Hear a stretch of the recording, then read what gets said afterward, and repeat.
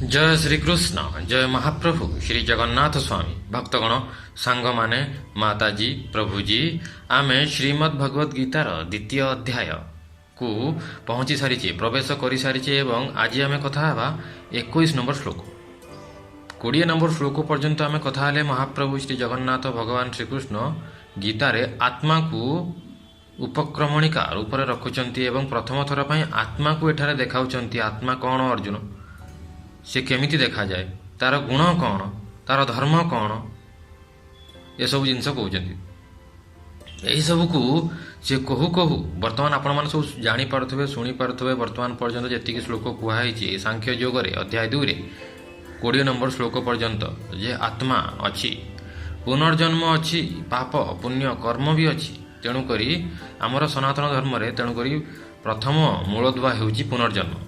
जे पर्यंत पुनर्जन्म को जी मानुना सी सनातनी नुह आ जे जानी जे पुनर्जन्म अच्छी सी ही प्रकृत सनातनी। तेणुक महाप्रभु श्री जगन्नाथ कौन वेद शास्त्र पुराण उपनिषद पुनर्जन्मर व्याख्या ना कि प्रथम थर पर महाप्रभु श्री जगन्नाथ गीतार या व्याख्या कर आज 21 नंबर श्लोक से ही आत्मा को आहरी आग को लेकिन से बुझेबे महाप्रभु श्री जगन्नाथ भगवान श्रीकृष्ण जे आत्मा आउ कौन कौन करे आत्मा विषय डिटेल्स यही अध्याय महाप्रभु कहते।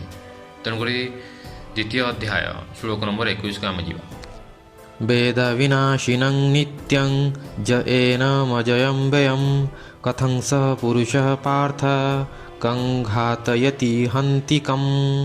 एठारे महाप्रभु श्री जगन्नाथ भगवान श्रीकृष्ण आत्मा विषय 21 नंबर श्लोक कहते हे पार्थ हे अर्जुन जो व्यक्ति जाने जे आत्मा अविनाशी अज शाश्वत एवं अव्यय अटे से किपरि अन्य को मारी पारिबो किंबा अन्यर मृत्युर कारण हेबो।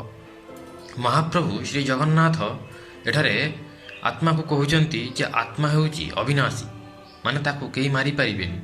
सी होउची अज अज माने अजन्मा माने तार जन्म ही नाही आ जहार जन्म नाही तार मृत्यु भी हो पारिबनी। आ जहार मृत्यु अच्छी ताने तार जन्म अच्छी आ जहार जन्म अच्छी ताने तार मृत्यु अच्छी।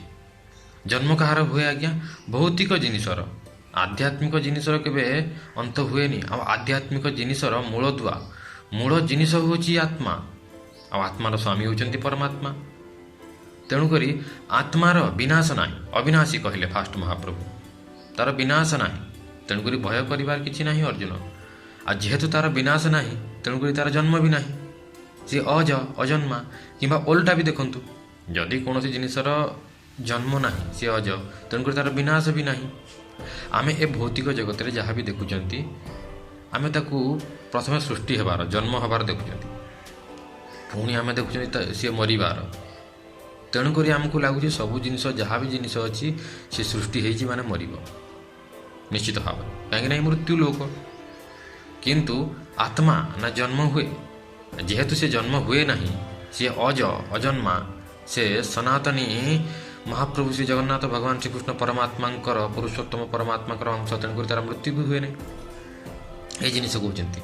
पुनश्च महाप्रभु कहते से शाश्वत से नश्वर नुह माने तार कौन जिन क्षण हुए ना माने से थिला अच्छी रहिबो पुणी से किसी वृद्धि हुए ना कि किसी कम हुए ना कौन सी जिन तार किसी क्षण करें ना तार किसी क्षति करें ना से सब शाश्वत तार किसी क्षय हम ना जार क्षय हुए ताको आम नश्वर कहती। दिने दिन माने दिन को दिन जार अवस्था खराब हो जाऊँगी कमी कमी जाऊँगी क्षीण हो जाऊँगी सी हूँ नश्वर। किंतु भगवान श्रीकृष्ण महाप्रभु श्री जगन्नाथ कहते अर्जुन आत्मा हूँ फास्ट अविनाशी तापर कहते सी अजन्मा अज तापर कहते सी नश्वर नुहे सी हूँ शाश्वत। हाँ पुणी महाप्रभु कहते सी अव्यय अटे पुणी आहरी क्लीयर कहीदे शाश्वत तो कहले पुणी कहले अव्यय माने तार किसी क्षय हुए ना। सपोज ये आंगुठी अच्छी आंगुठी कटि जापे किंतु आत्मार किसी क्षय हुए सी जमीती थिला सेमिति अच्छी सेमिति रहिबो। एतेक बुझाऊँ महाप्रभु श्री जगन्नाथ जे आत्मा आमे जीए अर्जुन तू मु आमे समस्ते खास करी से वर्तमान बुझापे कहते कि महाप्रभु श्री जगन्नाथ तो आत्मा नुहति से तो परमात्मा आमे जी जीव अच्छा आमको से आत्मा स्तर देखापी कहते। तेणुक आम अविनाशी भय कर कि ना आमर विनाश हम ना आम अज आमर जन्म ना तापर कहते आम अव्यय ଆଉ ତାପରେ ପୁଣି କହୁଛନ୍ତି ଆମେ ଶାଶ୍ୱତ ନିତ୍ୟ ମାନେ ସଦା ସର୍ବଦା ଅଛନ୍ତି, ଆମେ କେବେ କ୍ଷୀଣ ହେବା ନାହିଁ, ଆମର କିଛି କ୍ଷୟ ହେବ ନାହିଁ।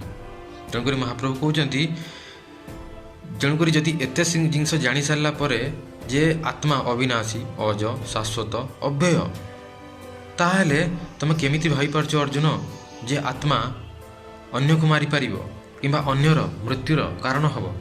ତମେ ହେଉଛ ଆତ୍ମା ଅର୍ଜୁନ, ତେଣୁକରି ତମେ ଭାବୁଛ ଯେ ତମେ ମାରୁଛ ବୋଲି, କିନ୍ତୁ ତମେ ମାରୁନ ଅର୍ଜୁନ। ଚିନ୍ତା କରନା ସେ ଜିନିଷ। ଆତ୍ମା କାହାକୁ ମାରେ ନାହିଁ କି ମରେ ନାହିଁ। ପୂର୍ବ ଶ୍ଲୋକରେ ବି ମହାପ୍ରଭୁ କହିଥିଲେ, ଏ ଶ୍ଲୋକରେ ଆହୁରି ପକ୍କା କରୁଛନ୍ତି, ଆହୁରି ପକ୍କା ଯେ ଅର୍ଜୁନ ଆତ୍ମା ଅବିନାଶୀ, ଆତ୍ମା ଶାଶ୍ୱତ, ଆତ୍ମା ଅଜ, ଆତ୍ମା ଅବ୍ୟୟ। ତେଣୁକରି ସିଏ ଅନ୍ୟକୁ ମାରିପାରିବ ନାହିଁ କିମ୍ବା ନିଜେ ବି ମରିବ ନାହିଁ। ତେଣୁକରି ଭୟ କର ନାହିଁ। ଆଗକୁ ମହାପ୍ରଭୁ ଶ୍ରୀ ଜଗନ୍ନାଥ ଆହୁରି କଥା କହିବେ। ୟା ପରେ ମୋର ଫେଭରାଇଟ୍ ଶ୍ଲୋକ ଆସୁଛି, ସେ ପୋଷାକ କଥା କହିବେ। ଆତ୍ମା କେମିତି କିଭଳି ପୋଷାକ ଭଳିଆ କାମ କରୁଛି, ମାନେ ଶରୀର, ଏ ଶରୀର ଆମ ଆତ୍ମା ପାଇଁ କିଭଳି ପୋଷାକ ଭଳିଆ କାମ କରୁଛି। ସବୁ ମାୟାମୋହକୁ ଛିନ୍ନ କରି ସେ ଶ୍ଲୋକ ଆଗକୁ ବଢ଼ିବ। ଆମେ ବି ଆମ ଜୀବନରେ ଲଗାଇବା ମହାପ୍ରଭୁ ଶ୍ରୀ ଜଗନ୍ନାଥଙ୍କର ମୁଖ ନିଃସୃତ ସେ ଅମୃତ ବାଣୀକୁ। ଜୟ ଶ୍ରୀକୃଷ୍ଣ, ଜୟ ମହାପ୍ରଭୁ ଶ୍ରୀ ଜଗନ୍ନାଥ ସ୍ୱାମୀ।